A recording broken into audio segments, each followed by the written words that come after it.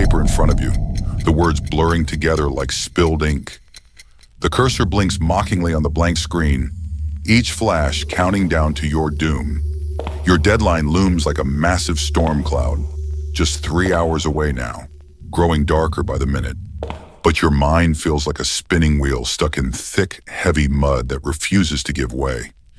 Every thought collides violently with another, creating deafening noise but absolutely no forward movement. The harder you push against the mental fog, the more completely paralyzed you become. Your breathing grows shallow, your palms sweat against the keyboard.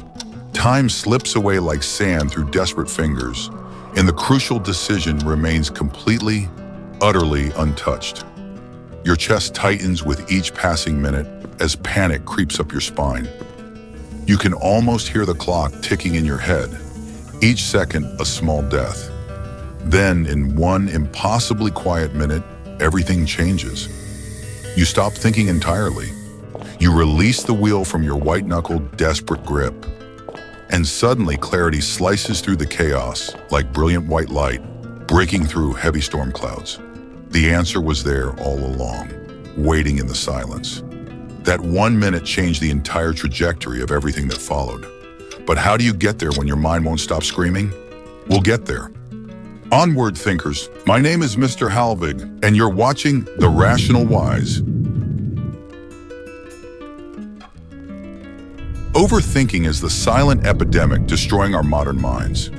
We analyze every microscopic angle, compare endless options until our eyes burn, replay scenarios until our minds are completely exhausted. We seek more information, more expert perspectives, more precious time to think it through just one more time.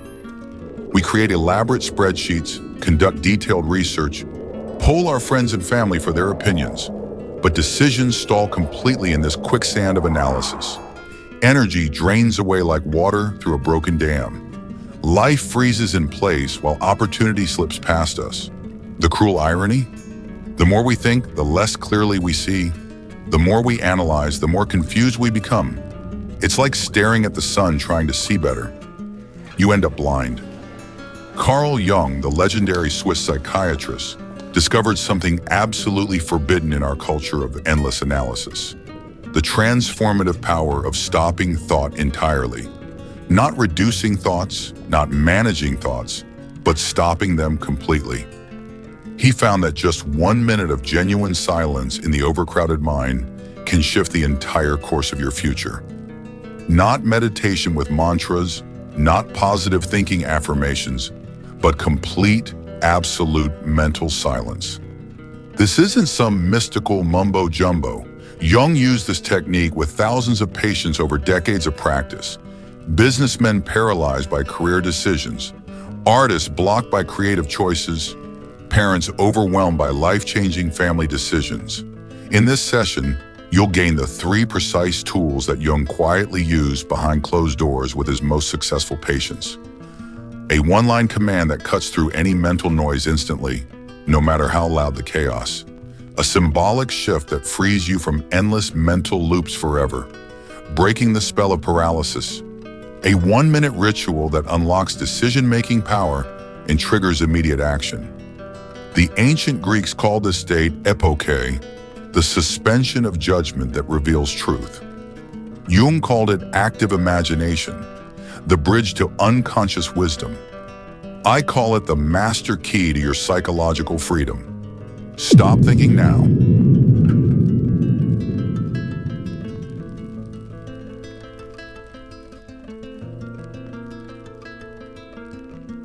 Jung spent years studying the relationship between conscious thought and unconscious wisdom. He discovered that rational thinking is a powerful servant when kept in its proper place, but it becomes a tyrannical master when allowed to dominate your entire psychological landscape. The problem emerges when endless analysis becomes a default mode of your mind, when every decision triggers an avalanche of mental chatter that buries your natural intuition. Here is the exact rule Jung taught his most overwhelmed patients. Stop. I choose silence. Not I need to think less about this, or I should try to calm down and relax. Those phrases are still thoughts masquerading as solutions, still trapped in the same mental prison. Not "let me take a deep breath and think more clearly." That's just rearranging the furniture in the same cluttered room. The command must be absolute and non-negotiable. Stop. I choose silence. 4 words that cut through chaos like a sword through fog. I once worked with a brilliant corporate lawyer who came to me completely tormented by a career decision. This man had achieved everything our society calls success: corner office, 6-figure salary, respect from peers. But he was dying inside, suffocating under the weight of a life that felt completely wrong. He had filled 3 thick notebooks with detailed pros and cons lists. He read every career transition article on the internet, consulted expensive coaches, even attended weekend seminars. He prayed for divine signs, asked for advice from every successful person he knew. The more data he gathered, the more research he conducted, the heavier and more confused he felt. His wife found him at 3 a.m. on a Tuesday, surrounded by printed articles and legal pads, completely frozen in analysis paralysis. He looked up at her with desperate eyes and said, "I have all the information I need, but I can't choose." That's when she called me. In our first session, I taught him Jung's forbidden command: stop. I choose silence. I watched him close all his notebooks with trembling hands. He sat completely still in the chair for exactly 1 minute, not moving a muscle. In that gap between thoughts, in that sacred silence, the answer rose from somewhere much deeper than logic, unexpected, but absolutely undeniable. He left all his carefully researched analysis behind and followed that crystal clear inner voice. It told him to leave corporate law entirely and become a public defender for underprivileged communities. On paper, it made no financial sense. His spreadsheets screamed against it, but his soul knew it was right. 2 years later, he sent me a handwritten letter. He had never been happier, never felt more alive, never experienced such deep satisfaction in his work. His marriage had transformed, his health had improved, his entire life had blossomed. The payoff that Jung discovered through decades of practice: silence makes the voice of the unconscious mind audible for the very first time. If you're enjoying the content, don't forget to hit the like button. It helps more than you think. Now let's continue. The command.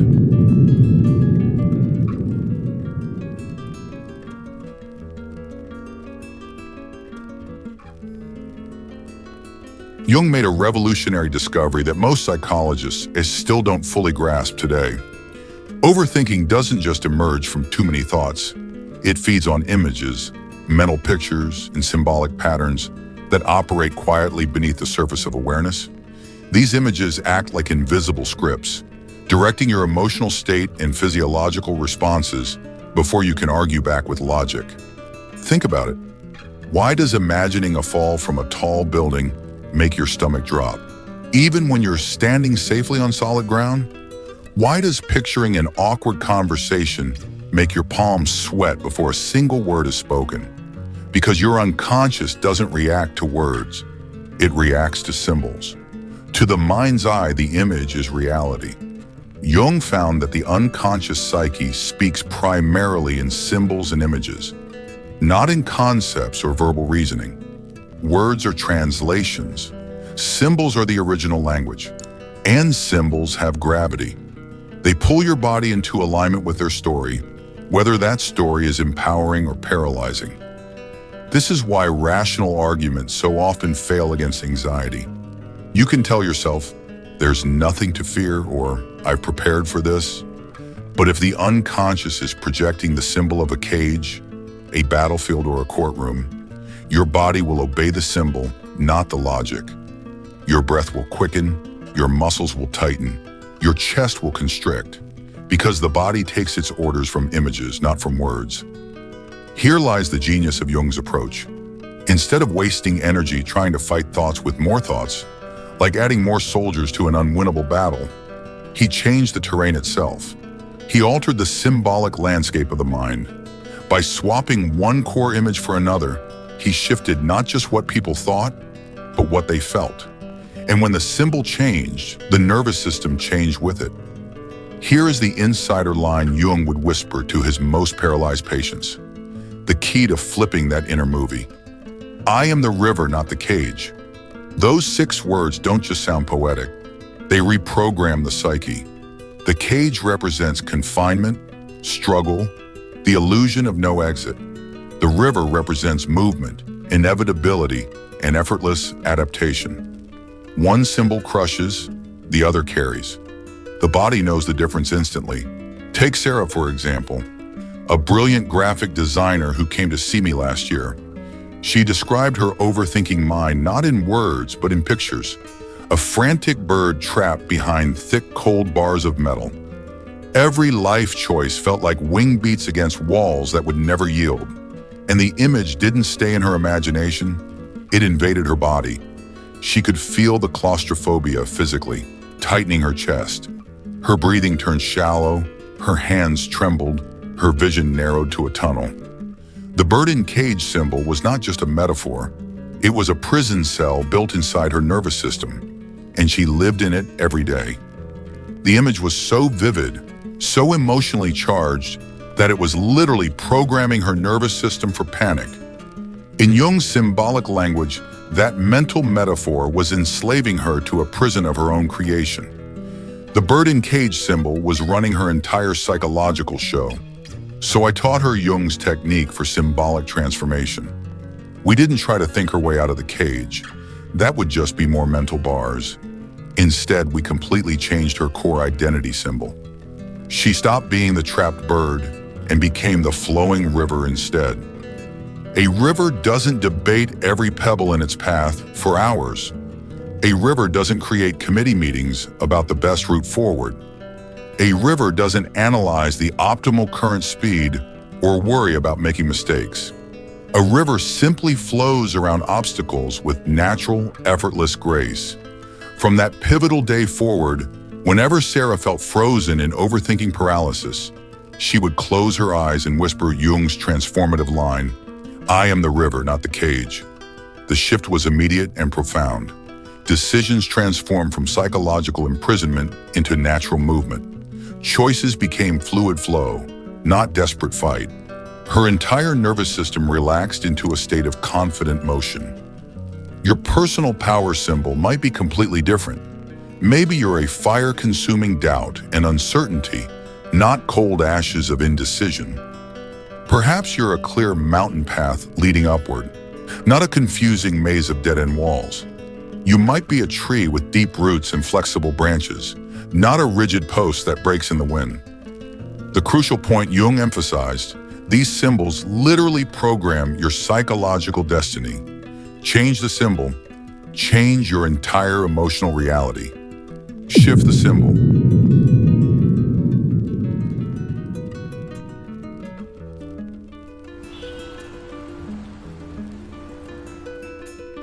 Now comes the most practical and immediately useful technique Jung developed. He didn't guide his patients to meditate for hours in lotus position or attend expensive week-long retreats in exotic locations. Jung understood through decades of clinical experience that genuine psychological transformation happens in short, concentrated moments of sacred silence. One focused minute contains more power than hours of scattered thinking. Here is the exact step-by-step checklist Jung used with his most successful patients. First, exhale deeply and completely empty your lungs of all air, releasing physical tension with the breath. Second, place all attention on immediate physical sensations in your body, not on any thoughts, worries, or mental commentary. Third, after exactly 60 seconds, act immediately on your first instinct without reviewing, analyzing, or second-guessing your decision. The action template Jung taught to thousands.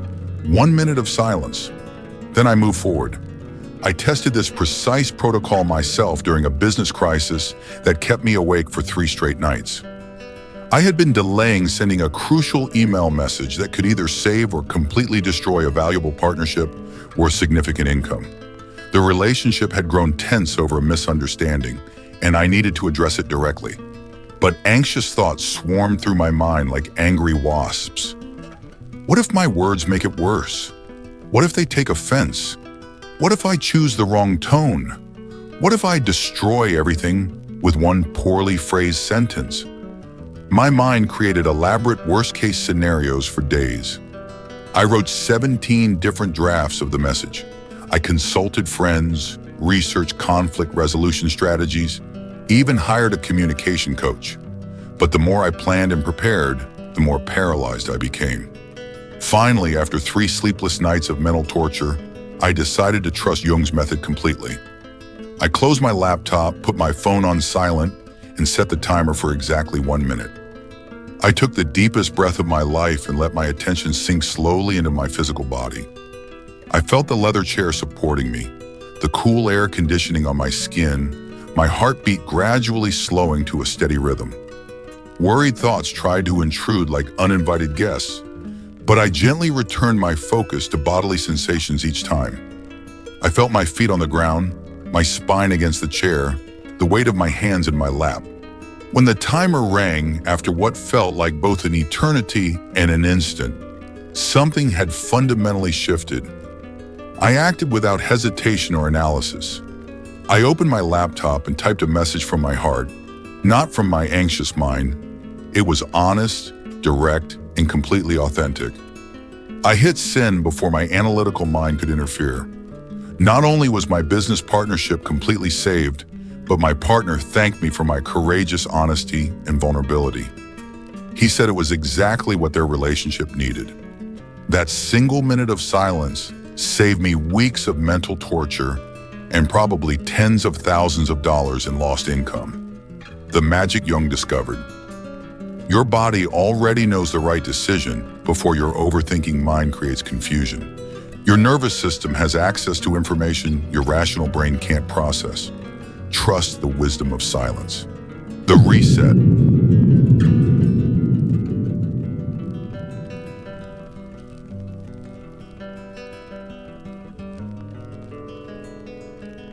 Now comes the hidden layer.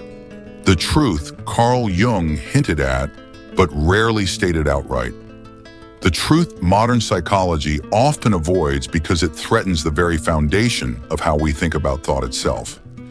These 3 pillars, the stop command, the symbolic shift, and the 1-minute reset, are not productivity tricks. They're not hacks you try once and forget. They are portals into the deeper architecture of the psyche, into what Jung called the transcendent function, the bridge between conscious chatter and unconscious wisdom. And what does that mean? It means every answer you're chasing through endless analysis is already alive inside you. The job you should take, the words you should write, the path you should walk, your unconscious already knows. It's not waiting for another spreadsheet or another sleepless night of what-ifs. It's waiting for silence. Silence terrifies us because it strips away excuses and distractions. But silence is also what makes the unconscious audible. Jung didn't invent this, he rediscovered it. The mystics called it stillness. The Stoics called it ataraxia. The Greeks called it epoche. Every tradition with real wisdom points to the same paradox. When you stop forcing answers, answers appear. But our culture fears stillness. We've been trained to worship motion, to equate more thinking with better thinking. And so we become brilliant prisoners, locked inside our own noise. Jung's patience proved the opposite. The lawyer who abandoned corporate chains to defend the powerless. The designer who broke her cage and became a river. The man who solved weeks of torment with 60 seconds of silence. They all discovered the same truth. Clarity doesn't come from thinking harder. It comes from thinking less. So return to the image we began with. The paper blurring, the cursor blinking like a countdown, the storm cloud of the deadline pressing in, your chest tight, your breath shallow, your hands damp with dread. Now imagine that same moment with Jung's 3 tools. You command, stop. I choose silence. The noise falters. You shift.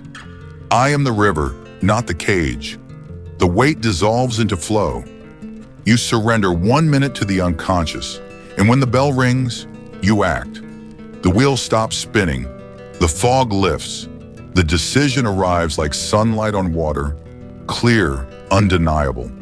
You move forward not by crushing your mind, but by hearing the deeper voice that was always speaking. That is Jung's paradox. Thought blinds, silence reveals. Overthinking traps, silence frees. So when the storm comes again, remember, you don't need more time, more data, more analysis. You need less. You need silence. Because silence is not empty. It is full of the answers you've been chasing all along. Now it's your turn to break free from the exhausting prison of overthinking once and for all. Type one powerful word in the comments below. Silence. Let it serve as a reminder to you and to thousands of others watching that stopping thought is not weakness or laziness, but pure psychological power. Your single word might be exactly what someone else needs to see today to transform their own life. Let me know what you think in the comments. I read every single one. And of course, subscribe for more high-value content. Onward, thinkers.